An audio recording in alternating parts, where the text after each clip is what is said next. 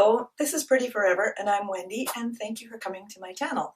Today I'm doing another wig review and this one is from Paula Young, which exclusively that's what I've been doing. Today I'm reviewing Josie and this is style number A2804, color number 16. I don't know if you can see that. I ordered some clearance wigs because I wanted to try some styles and some colors. It's always hard to tell a color from the picture in the catalog or what you see online because it's never exactly true to life. You can get close, but you're always kind of guessing, and I try to look at the styles and see if there's a style shown in that so you can compare it, and sometimes it works and sometimes it doesn't. But today I'm doing this. It's kind of a dark blonde. It's I've never had this kind of color before, and I decided to just give it a try. So a little bit about the wig.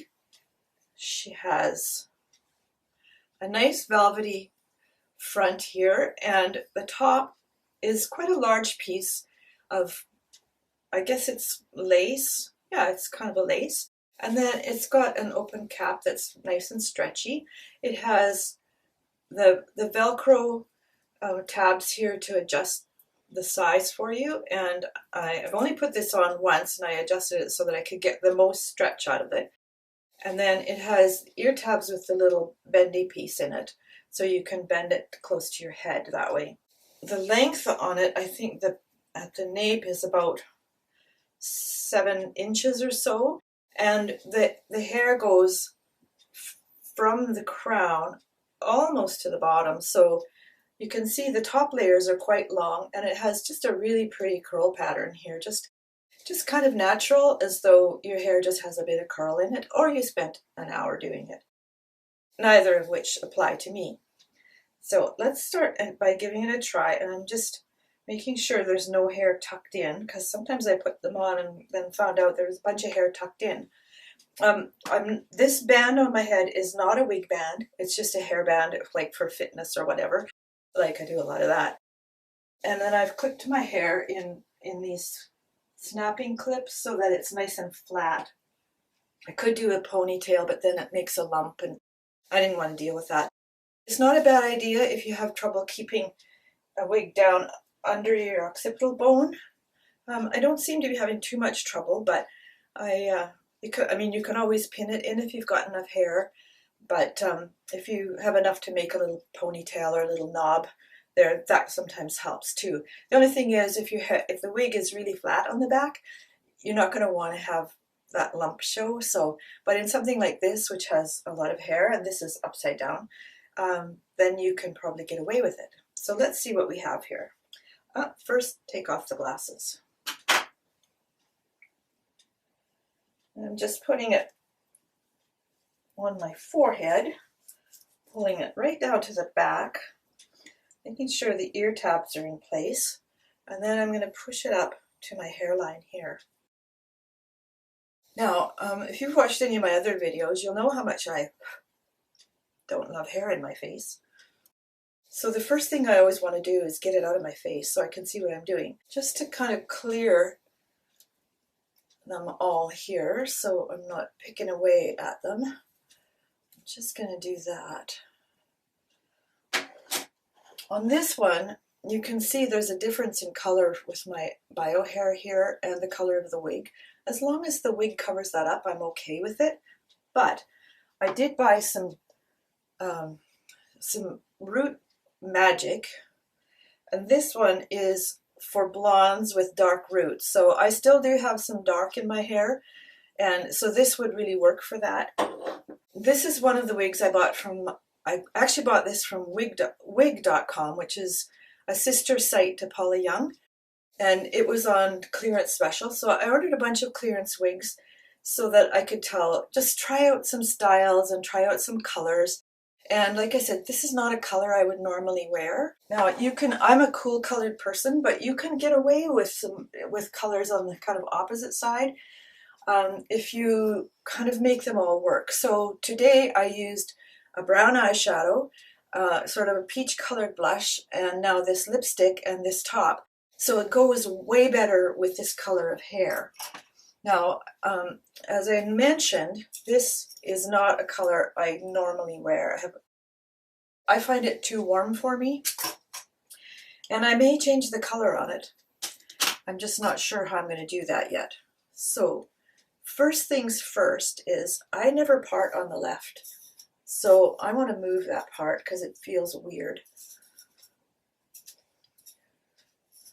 So I'm going to just bring this hair straight down and then pull it over like this and hope that the hair wants to go that way, because sometimes they don't.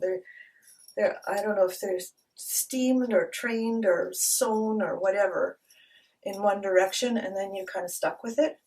But this, to me, suddenly looks and feels so much better than having it go the other way.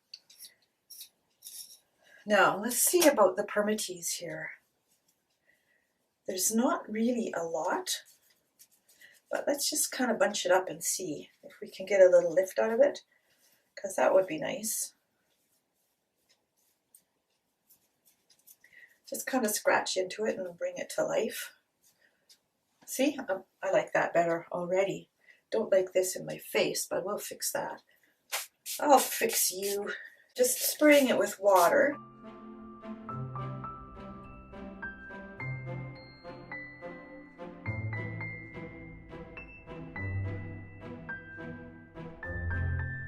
Now this one has doesn't have a lace front, and the color, because it's not really my natural color, I want to keep my own hair kind of covered up until I can like spray it with a root spray or something like that to cover that up. And let's just mush it around. Now it is fairly shiny, but I don't think it's too shiny. And as I mentioned before, my own hair has always been very shiny. People, like all my life, I had very dark hair, and all my life people have asked me how I got my hair to be so shiny, and it's like, well, it came out of my head that way. And I have 2 daughters, and they too have very shiny hair. Okay, so here's what we've got. Question is what to do with this piece. So I'm going to just put it over there for now so that I can show you the back of this wig. It's a nice curl pattern because it's not terribly curly. Just see the back there. It's quite pretty. But like I said, it's a little too warm a color for me. But let's see if we can blend that a little bit. So I'm going to try this spray for the very first time. First, I'm going to spray it on a tissue here to see what we're getting. And this is the color that it's showing me, which I think should work. It's very close, actually. Let's do that again. Okay. Yeah, that's very close. So I'm just going to make that a little bit more yellow.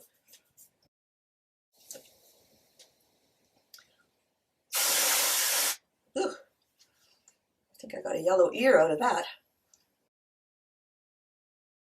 I don't know if that's an improvement or not.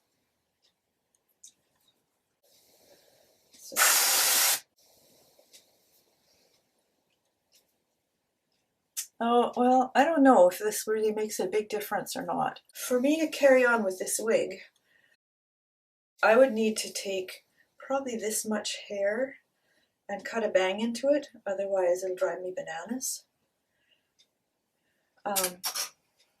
Or there's this little trick. You just take it and tuck it under the edge here. And I'm just going to pull it out a little bit so it's not flat. See, that kind of is kind of like instant bang, but not. So just another spin around so you can see the back. It's got lots of movement. It's got really pretty curls and really quite natural looking. So let's try a few things with it, shall we? Let's see. I'm going to take this out of the tuck and just flip it over here and put a little clip in it. And this one is gold with some sparkle in it. So I think that looks nice. I can't say it's really my style. I don't think I would do that very often.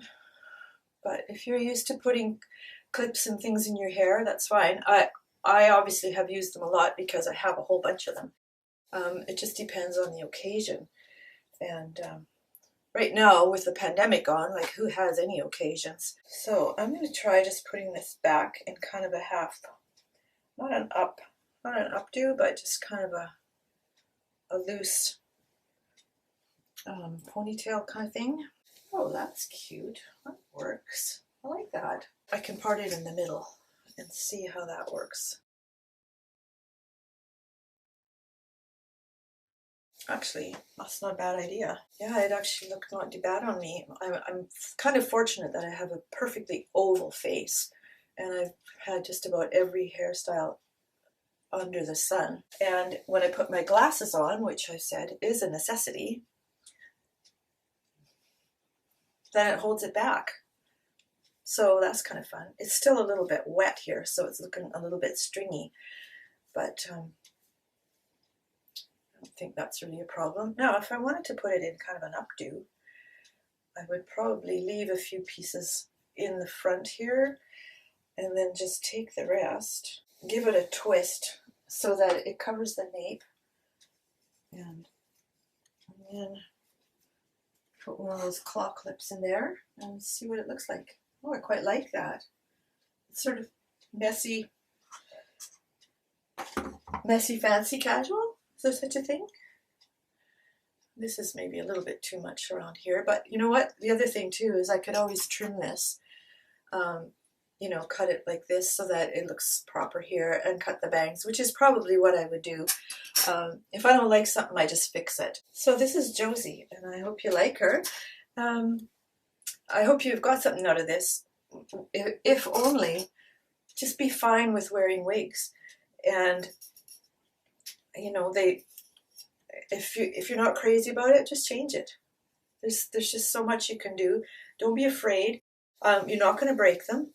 It's kind of like a newborn baby. When you first get them, you think, "Ooh, I'm going to break this little baby," but they're pretty tough little things, and so are wigs. They're constructed well so that they're up to manipulation and moving around and stuff like that. And you know what? I'm going to take these little pieces here and twist them